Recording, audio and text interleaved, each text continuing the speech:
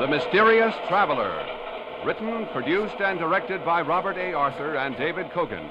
And starring tonight two of radio's foremost actors, Leon Janney and Charlotte Holland, in Operation Tomorrow. This is the Mysterious Traveler, inviting you to join me on another journey into the realm of the strange and the terrifying. I hope you will enjoy the trip. It will thrill you a little and chill you a little. So settle back, get a good grip on your nerves, and be comfortable, if you can, as we journey with a young scientist into the unknown future. It's a story I call Operation Tomorrow. My story begins in a scientific laboratory cut out of the solid rock many feet beneath New York's City University. Amidst a maze of electronic apparatus, Professor Wilbur Malcolm, a middle-aged pipe-smoking man, is making methodical tests, aided by his new assistant, Fred Andrews. The main output coils seem to be working the way they should. You ready at the meters, Fred? Yes, Professor. But I wish I knew what we were doing. You will in a few seconds, my boy.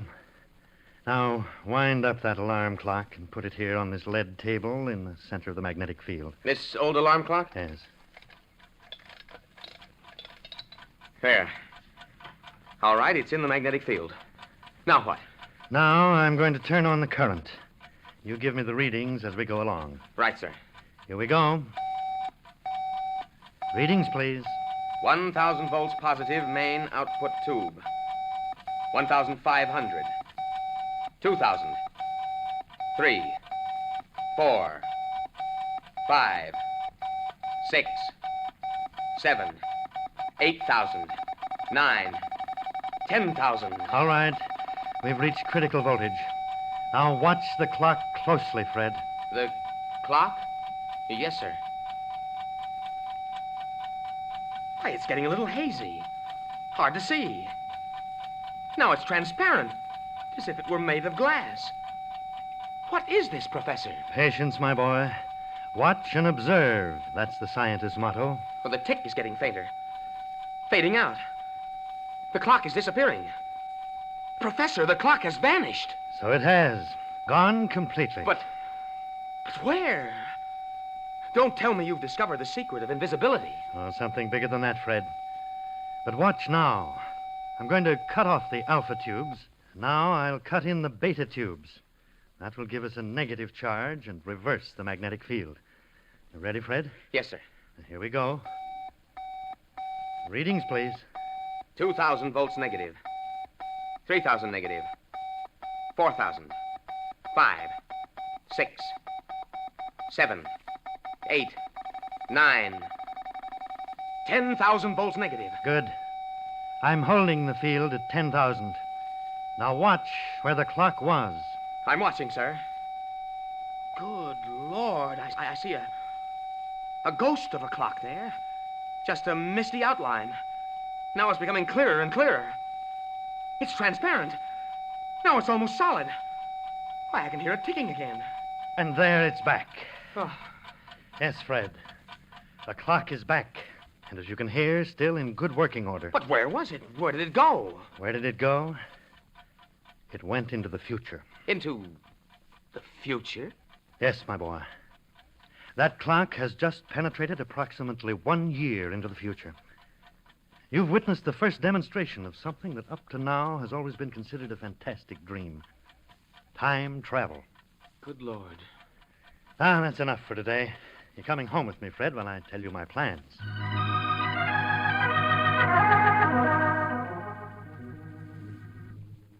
How did you stumble onto this time travel effect, sir? Well, it came about almost by sheer accident. My main purpose, which is a top-secret operation, is to develop electronic controls for atomic spaceships. You mean they've been developed? Oh, no, not yet. But it shouldn't be long now. Science is making incredibly rapid advances. And sometimes it worries me. When you travel so fast, there's danger of a collision. Yes, I know. We're all of us worried that the world is headed for a gigantic disaster, but there doesn't seem to be anything we can do about it. Perhaps there is. That's what I've been working around to tell you, Fred. What, Professor Malcolm? Well, this time travel effect that I stumbled on accidentally, I've kept it a secret. You're the only person besides myself to know about it. I'm very flattered, sir. And I know I can trust you. And I need your help. I'm not sure we're really ready for time travel. As we were just saying, we're going so fast now, so many new discoveries that we don't know how to handle for the world's good. I hesitate to add one more to the list. I think I understand. But on the other hand, maybe it can be used for mankind's benefit. I have a wild scheme, Fred. Very unscientific. And yet, What is it, Professor? well, it's this. I propose to send you on a little jaunt into the future. Into the future? Yes. I want you to bring back information. I want to find out what's in store for us mortals of the 20th century, Fred. If it's bad, war, perhaps, just knowing about it in advance may make it possible to prevent it. Do you follow me?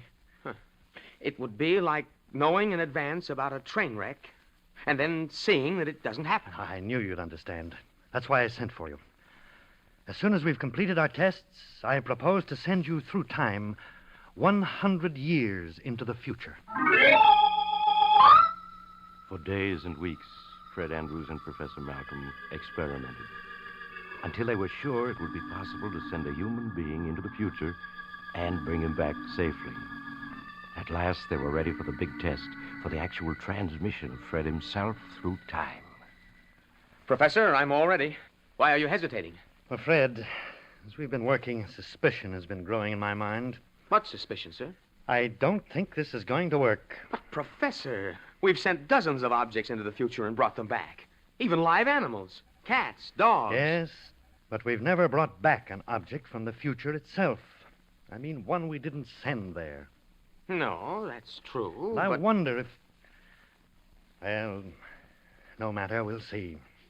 Now remember, gather all the information you can and get back to this spot 6 hours from now.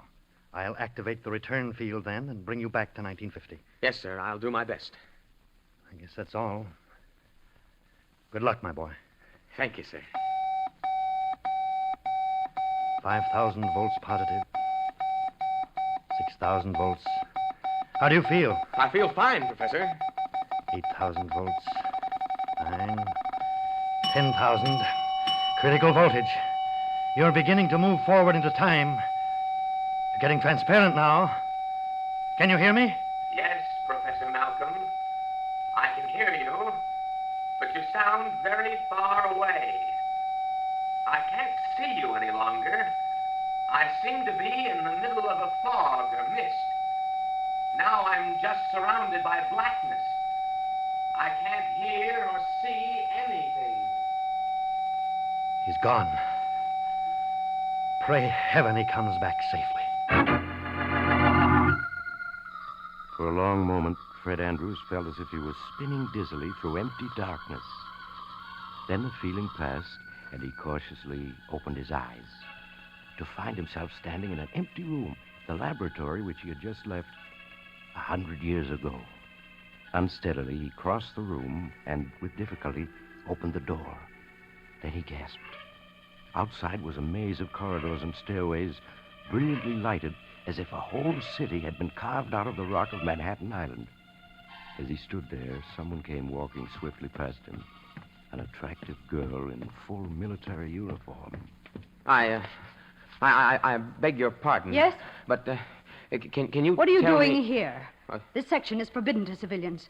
Forbidden to civilians? I don't get it. How did you get past the guards? Where are your identification papers? No, wait a minute. Since when does an American citizen have to carry identification papers?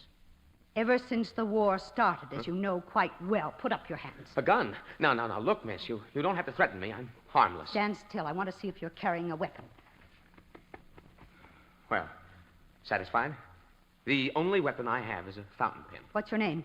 Frederick Andrews, Ph.D. Your draft card, please. Draft card? Look, what's all this about? War, draft card, identification papers. All these tunnels that have been dug down here. I'm a stranger here. I don't know what you're up to, but no one can be that ignorant. You're coming along with me to see Colonel Phillips. Colonel Phillips? He's the security officer for this sector, And I certainly hope you have a good story to tell him.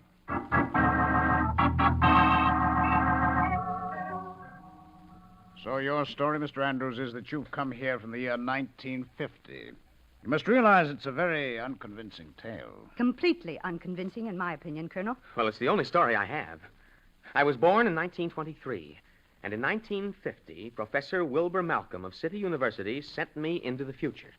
Now I'm here, and, I forgot to ask the date. It's April 10th, 2050. Exactly 100 years. Professor Malcolm's calculations were accurate to almost the minute. Colonel, in my opinion, this man is a very clever spy. Spy?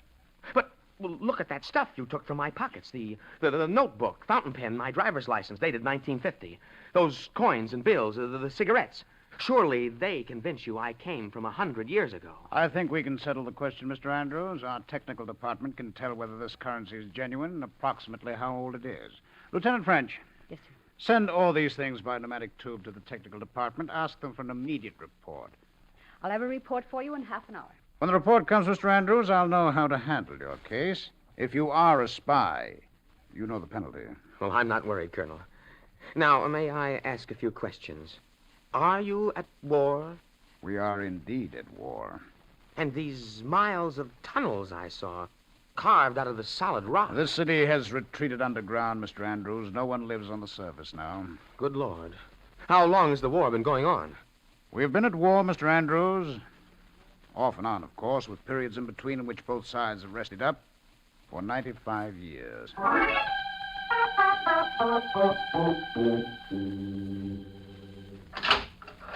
Well, a visitor at last. Hello, Lieutenant French.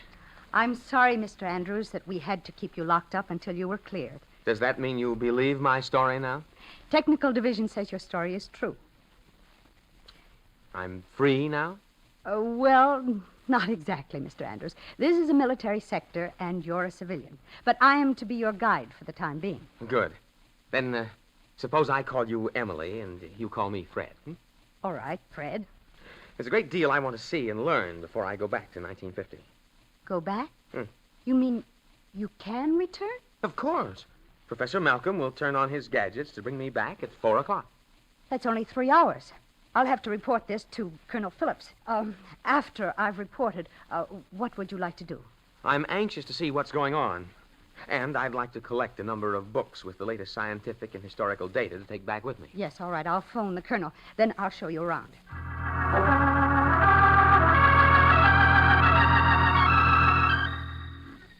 Fred, here's the plotting room for the flying bomb attack. Good Lord, it's as big as a theater. And as dark. What's that big board with lights on it? That's the chart board which records every flying bomb within 1,000 miles of American territory. Self-guided missile entering detection net over Greenland. General course south-southwest. I have it plotted. Send up interceptor rockets when it reaches Zone 4. Yes, sir. Rockets 34 and 35 successfully intercepted at Defense Zone 4. Now, you see, Fred, 2 lights just went out. That means we sent up destroyer rockets, which brought the bomb down. Rocket bombs 29 and 31 have eluded interception at Zone 3. Interception salvo at Zone 2. If they penetrate, use interceptor L100 at Zone 1. L100 is our new top-secret interceptor, Fred. Hardly anyone knows how it works, but it never fails. 4 more lights went out then. Mm-hmm. And here comes the report. Last 4 rockets successfully intercepted. Roger. Well, Fred, what do you think of modern Rocket warfare? 25 Oh, has it's- penetrated Zone 2. It's horrifying. Interceptor And L100 everybody is being here- launched now. Seems to take it so calmly. You can't get excited when a thing has lasted for almost 100 years on and off. That light, number 25. It's still on and moving. But it should have been destroyed by now. Do you suppose... Rocket number 25 has eluded interceptor attack by L100. It has, but it can't have. Report on 25, please. Detection base 103 reports number 25, apparently new type rocket, non-metallic construction, able to baffle sighting mechanism of L100. Order technical crew to search for fragments after the hit. Send general warning to eastern seaboard area. Give plotted strike prediction. Very good, sir. All personnel in Eastern District, all personnel Bomb strike due in 10 seconds. Battery area. Bomb strike due in 5 seconds. 4 seconds. Bomb strike due in 3 seconds. 2 seconds. 1 second.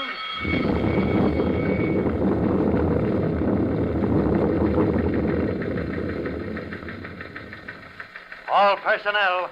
Bomb strike over. All right, Fred. I'll take you to the viewing room next.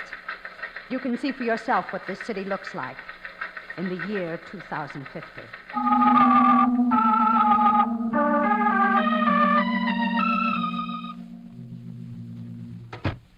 Lieutenant French reporting back with Mr. Andrews, sir. Very good, Lieutenant. Well, Mr. Andrews, have a good look around. Yes, sir. I saw the city through the television viewing screens. Not quite the city you left, is it? It's unbelievable. Just acres of twisted steel and fallen stone. The skeletons of giant buildings lying across one another, rusting. It's like the end of the world. Not quite. Perhaps not even the end of civilization. Man is an adaptable creature. But are we winning, sir? Nobody wins a war anymore, Mr. Andrews. We're holding our own, and we hope when the end comes, there will be peace on Earth forever. But how did it start, sir? We were trying so hard to prevent war back in 1950. In fact, one reason for my trip into time was to get information that might help us keep war from breaking out. Lieutenant French, why didn't we think of that? Think of what, sir? If the world of 1950 knows the truth, maybe it won't happen. Either they can prevent the accident that started all this back in 1955, or at least they'll know the truth when it does happen. Of course, sir. Mr. Andrews can take the true story back with him. What story? I don't follow you. Fred, you asked how the war started. Yes? It started because of an accident and an over-jittery world. Yes, my boy, a horrible irony. Fred, now listen. During the 1950s, the government established a special experimental base in the heart of the Arizona desert, in a little town called Red Rock. Red Rock, Arizona? Yes, that's right. The first space rocket was put into production there, and work was pushed on the problem of fuel. During the course of experiments, an explosion occurred, late in 1955. It was a terrific blast, wiped out the whole base. The first reports were sabotage, that the enemy had blown up the base because they were afraid we were on the verge of getting space flight. Before the truth became known, our newspapers screamed for retaliation. The enemy became panicky and decided to strike first. And phase one of the war was on. When we discovered the blast was really an accident, it was too late to stop. That's horrible, sir. War because everybody was just too jittery. But it doesn't have to be. Don't you see, if you take back the true story before it happens, it won't have to happen. Now, look, I've assembled a dozen books for you. The information in them will enable your scientists to prevent that blast at Red Rock Base. Now, Fred, you've got to get the facts back to them. You've just got to. I will. Believe me, Professor Malcolm and I will see to it this war doesn't start in our time. Good. Now, come along. You've only 5 minutes more.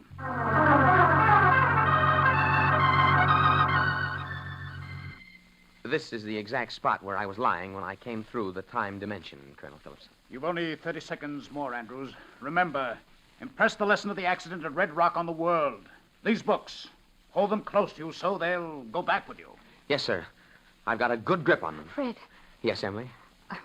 Just good luck. Thanks. Maybe I'll pay another trip to 2050. I hope so. It's 1600. If Professor Malcolm is on time... Look, Colonel. He's getting transparent. He's disappearing. Goodbye, Emily. I guess this is it. Hope to see you again sometime. But, sir, the books, they aren't disappearing. They're just as solid as ever. Fred! Fred! What? I can hardly hear you. Everything's gray and misty. Are you still there? Emily, are you still there? The books, Fred!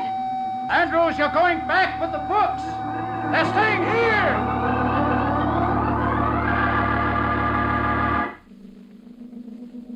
He's appearing. He's returning. Thank heaven he's safe. Fred, my boy. Fred, what's the matter? You're staring at me as if you didn't know me. Here, Fred, let me help you up. It's I, Professor Malcolm. Professor Malcolm. Yes, Don't tell me you don't remember. Professor Malcolm? Yes, Fred. What's the matter? Oh, my head feels so funny. I can't seem to remember who you are or what's happened to me. What am I doing here?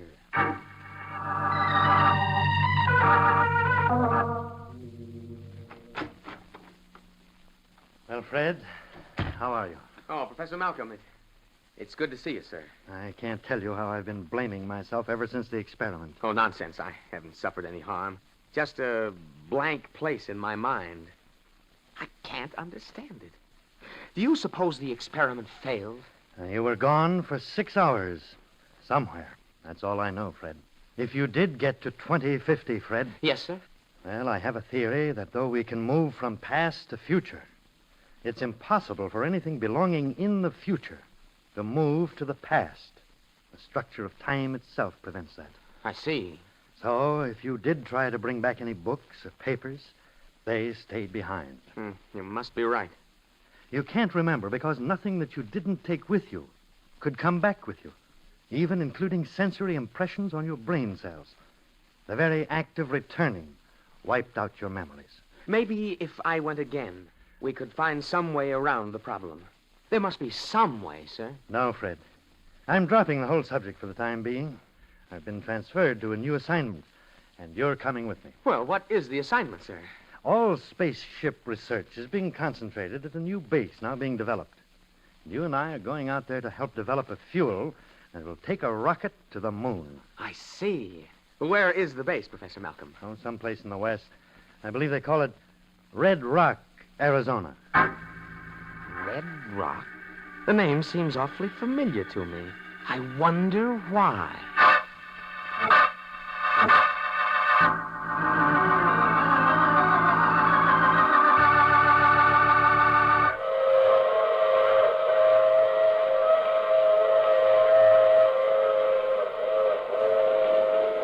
This is the mysterious traveler.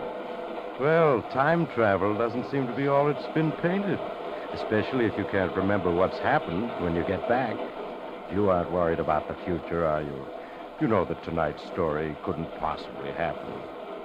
Or could it? Oh, you have to get off now. I'm sorry.